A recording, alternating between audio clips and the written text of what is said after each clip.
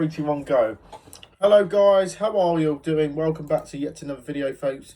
Today we are predicting the Premier League Week 30 of the Premier League football, as is the race for the title race, top 4 Champions League places, and the relegation battle really intensifies. We've still got 9 games left, 9 or 8 games left of the Premier League season. The draw to a close. So before you get into YouTube channels, please hit the unsubscribe button, thumbs up and giving it below, and support the channel. Right, first up, let's start with Burnley are distant for relegation to the Championship, but they have shown some fight of late as the Clarets now welcome mid-table FC Bournemouth to Turf Moor. So, Scott Parker and his Burnley side begin the match day sitting 9 points adrift of safety, having put in some good performances of late and produced some incredible comebacks, but ultimately it is all set to be fruitless. The Clarets most recently scrumped to an underwhelming 2-0 defeat to Everton at the Hill Dixon Stadium about 10 days or so ago, due to goals scored by James Tatowski and Kieran Dewsbury Hall in either half. FC Bournemouth coming into this one on the back of a frustrating run of 4 draws in their last 5 matches. But Ndala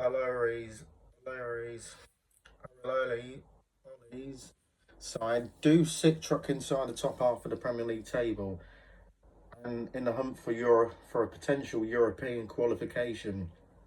Their most recent outing, a goalless draw with Brentford at the Vitality Stadium down on the south coast last weekend, means that the visitors have now suffered just 1 defeat in their last 8 matches. Bournemouth play some energetic and intense football. That style has made coach Olero, formerly known as Rhino Felicio, highly sought after securing European qualification. May be the best chance for the visitors to keep hold of him. Burnley, as mentioned, may be able to bloody the nose of the difficult to defeat the Cherries, but a Bournemouth victory is to be expected for this one in Lancashire. So I'm going for Burnley 1, Bournemouth 2.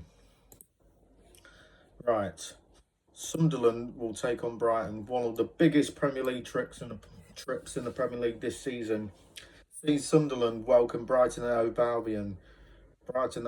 Albion to the Stadium of Light on Wearside. Sunderland coming into this one of a shock 1-0 defeat to Port Vale, who sit rock bottom in League One in the 5th round of the FA Cup at Vale Park last weekend, due to a first half winner scored by the New Zealand international striker Ben Warne. The Black Cats have been generally impressive throughout this season following their promotion to the Premier League last season, but they have been dipping for a while in the Premier League, but they were most recently unfortunate to win away at Leeds United. Fabian Hertzler have managed to ease the pressure on himself, with Brighton Hove Albion supporters having been vocal in their discontent over his management. They firmly in the middle of the table in the Premier League, but the Seagulls recently enjoyed back-to-back victories against Brentford and then Nottingham Forest before surrendering a 1-0 loss to Arsenal at the Amex Stadium due to a 9th minute winner scored by Bukayo Saka.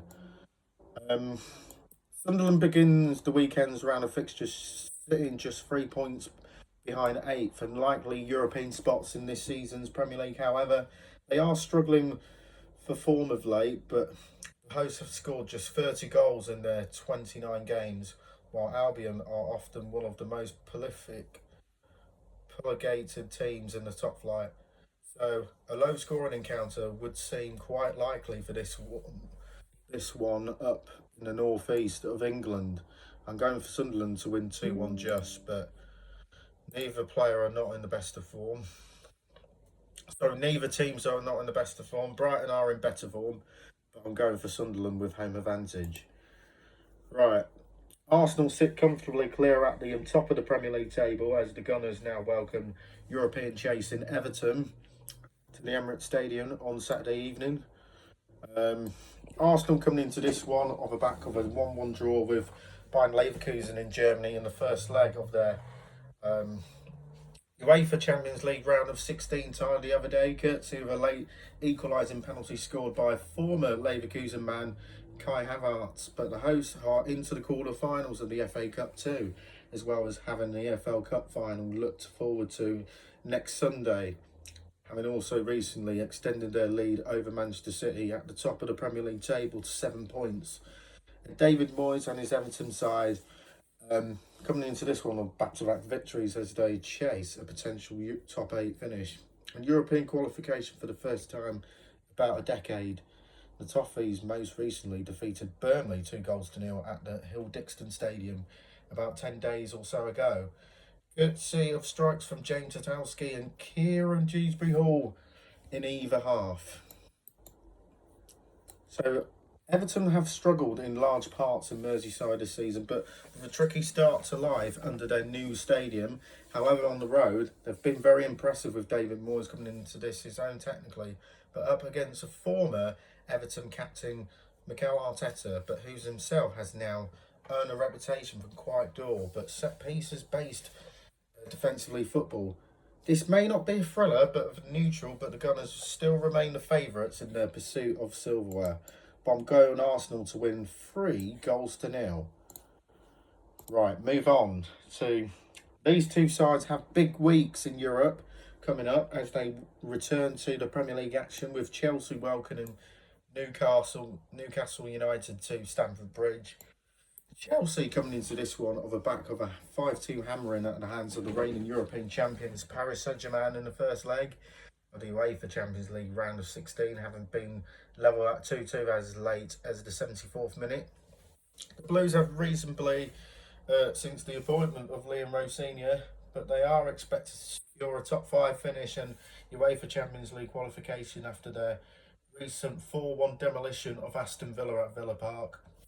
Newcastle coming into this one of a 1-1 draw with Barcelona in the first leg of their UEFA Champions League last 16, in a game that Newcastle should have put Barca to the sword before a last gasp Lima Yamal penalty.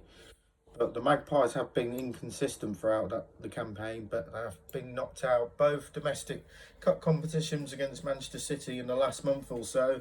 So there is complete focus on Europe.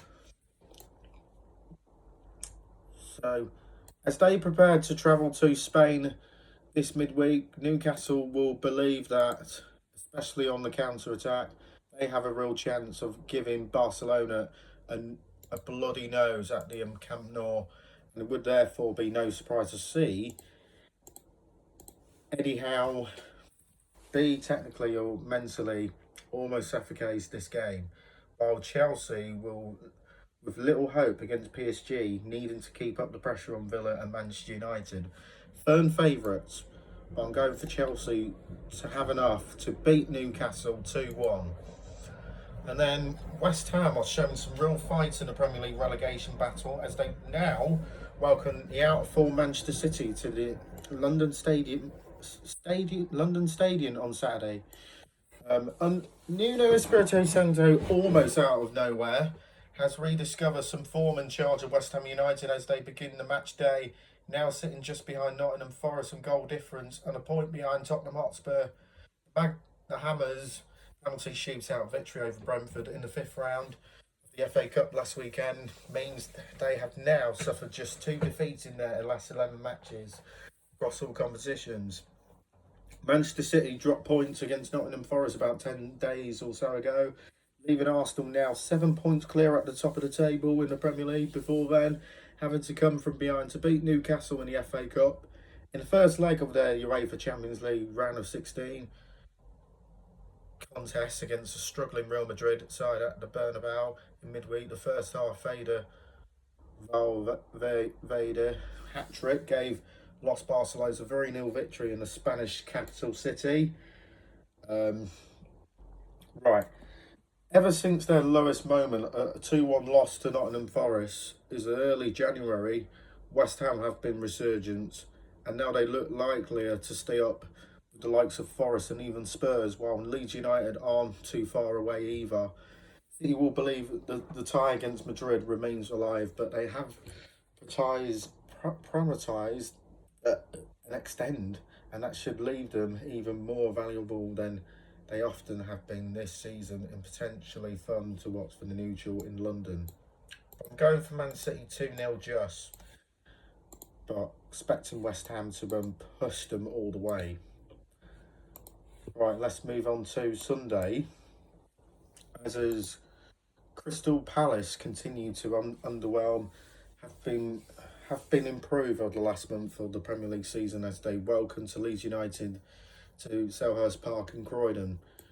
Oliver Glasner is set to depart Crystal Palace this summer, but it could well leave them with third piece of silverware. But Palace were frustrated with a goalless draw in the first leg of the UEFA Europa Conference League round of 16 against the AEK Lanaka in the midweek. But the Eagles have been much improved of form of late, with their most recent outing in the league by being their third victory in 5 matches, as they came from behind to defeat Tottenham Hotspur by 3-1 away from home. Daniel Farke has been close to seeing Leeds United easily prevail themselves into the middle of the table, but a few dodgy results and too many draws leave them precarious, hovering just above the bottom 3 in relegation places. But that is because of a recent 1-0 defeat at home to Sunderland in the Premier League, a few days before hammering Norwich City by 3-0 at Allen Road in the 5th round of the FA Cup last weekend. So, as was shown against some AEK Lanaka has been on display throughout their European campaign, Palace really struggled against teams that they simply don't want the ball but sit back. But Leeds can do both, but that has been part of their success this season. That protagonism should lead them trying to play on the counter-attack, but the lack of quality still makes them difficult to back, with a low scoring encounter to be expected in South London. I'm going for a 2-2 draw. Right, on to the City Ground. This is a huge game for Nottingham Forest as they sneak to avoid Premier League relegation, with the visitors out of form of Fulham side to the City Ground. Nottingham Forest coming into this one of a 1-0 defeat to the Danish side in the first leg of the I can't pronounce their name, can't pronounce the team, but the first leg of the Europa League round of 16 midweek, by Chu Kyu Song, scoring a late winner in that game. Forest have been very average and worrying form in the Premier League under Victor Piore, beginning this weekend's round of fixtures, sitting just outside and the bottom 3 and the relegation places on goal difference. Marco Silva precariously, heavily linked with resolving door that is the Nottingham Forest dugout, is receiving some criticism from Fulham supporters after the last 10 days or so. After a 1-0 loss to West Ham United held them back in the pursuit of a European qualification in the Premier League, but the Cottagers then scrambled to a 1-0 defeat to Championship outfit Southampton in the 5th round of the FA Cup last weekend. Those back-to-back losses for Fulham mean that the West Londoners have won 4 of their last 10 matches across all competitions. One of those was come from behind to defeat their second-tier Stoke City, another against a woeful Tottenham Hotspur side, another very unconvincing last gasp turnaround against Brighton and Albion. Nottingham Forest, though, are some way off the standard of a side that could be trusted over an out-of-form possession. In fact, Fulham's last away game, an impressive 3-1 defeat of Sunderland at the Stadium of Light, but it is more than likely outcome at the City Ground, but I'm going for Forest to win 2-1. And then this is a huge game between 3rd and 4th in the Premier League. Level goal difference as they both sneak UEFA Champions League qualification. Man United takes on Aston Villa. Manchester United's most recent soaring saw the Red Devils beaten 2-1 10 men Newcastle United at St James's Park by 10 days or so ago, in a defeat that did appear to be coming, and it was Michael Carrick's first loss as United boss, but average performances against West Ham United, snatching a late point, but Everton snatching a late win, and Crystal Palace coming from behind against the 10 men opposition was a concern. Unai Emery and his Aston Villa side have often been very streaky, but they've got themselves on a positive streak, and the villains can be relentless, but there will be a hope that they may just turn the corner. But that is because the visitors coming into this one are the back of a slender 1-0 of a Liga 1 outfit, Lille, in the first leg of their UEFA Champions League last 16, courtesy of a Ollie Watkins goal winner. Aston Villa have won just 2 of their last 9 matches in the Premier League, knocking them out of the title race and now into a dogfight to clinch onto a top 5 finish and return to Europe's elite club competition. They'll be confident of being able to deny a United side that thrives on space. But if they can get back to a streaky but positive run of form, as is often as Emery theme, signing with Villa could well be a good value bet at Old Trafford. But I'm sitting on the fence with a 1-1 draw. I expected Villa to try and get something from that in this game to stop that losing run. Stop that losing run. Yeah. Right. Next up, Liverpool. These are the 2 teams in the middle of the UEFA Champions League round of 16, but the visitors especially, this is a distant thought right now with a lot of riding on the league. Liverpool versus Spurs. In midweek, Liverpool scrambled to a 1-0 defeat to the Turkish champions Galatasaray in the first leg of their UEFA Champions League last 16, but Arne Slot's 7-time European champions will have to be confident of overturning that deficit at Anfield on next Wednesday the 18th, just before my birthday. They just outside the top 5 and likely UEFA Champions League qualification spots ahead of this weekend's round of fixtures, sitting just below Chelsea on goal difference, 3 points behind Manchester United and Aston Villa. As for Tottenham, at the time of writing, interim coach until the end of the season, Igo Tudor does remain in charge of Tottenham Hotspur, but his 4 games thus far has been disastrous. The Spurs hover just a point above the bottom 3 heading of the match day, but Spurs have suffered 4 defeats from under Tudor. They were humiliated in midweek as they were 5-2 by Atletico Madrid back the Metropolitan loan in the game, which they were 4-0 down after 22 minutes, but with a goalkeeper Anton Kirsty substitute after 17.